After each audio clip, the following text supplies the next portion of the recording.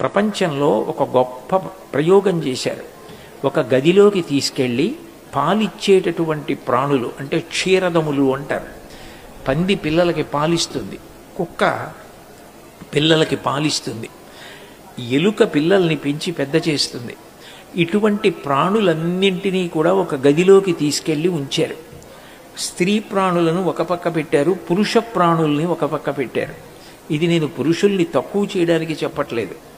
ఆ మధ్యలో ఒక చిన్న రేకు పెట్టారు, దానికి కొద్దిగా ఎలక్ట్రిసిటీ కనెక్ట్ చేశారు, విద్యుత్ శక్తి. ఈ ప్రాణులకు ఎదురుగుండా ఒక మూలేమో వాటి పిల్లల్ని పెట్టారు, ఇంకొక చోట ఆహారం పెట్టారు, ఇంకొక చోట నీళ్లు పెట్టారు.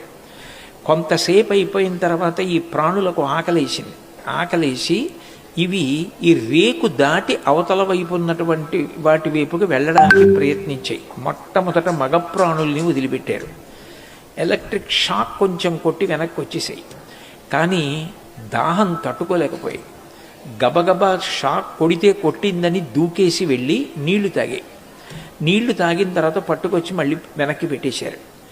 కాసేపు ఆగి తట్టుకోలేక మళ్ళీ కొద్దిగా షాక్ కొట్టిన దూకేసి వెళ్ళి ఆహారం తిన్నాయి.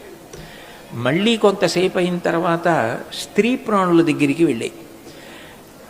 కానీ స్త్రీ ప్రాణుల్ని తర్వాత విడిచిపెట్టారు, అంటే తల్లుల్ని. మగ ప్రాణులు మొట్టమొదట నీళ్ల కోసం వెళ్ళాయి, ఆహారం కోసం వెళ్ళాయి, తర్వాత తమ భార్యల దగ్గరికి వెళ్ళాయి.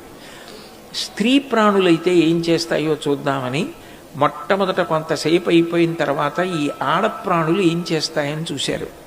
ఇవి షాక్ కొట్టినా కూడా రేకు మించి దూకేసి పిల్లల దగ్గరికి వెళ్ళిపోయి, అవి ఆహారం కోసం వెళ్ళలేదు, నీళ్ల కోసం వెళ్ళలేదు, బిడ్డల దగ్గరికి పరిగెత్తుకుంటూ పోయి మళ్ళీ తీసుకొచ్చి గదిలో పెట్టారు. మరికొంతసేపు అయిన తర్వాత మరికొంచెం నీరసపడిపోయి, నీరస పడుతున్న కొద్దీ వాటికి తమ బిడ్డలు ఏమైపోతాయో అన్న ఆందోళన ఎక్కువైపోయి మళ్ళీ విద్యుద్ఘాతం తగిలినా మళ్ళీ దూకి మళ్ళీ పిల్లల దగ్గరికి వెళ్ళాయి. 3-4 మాటలు పరిశీలించారు.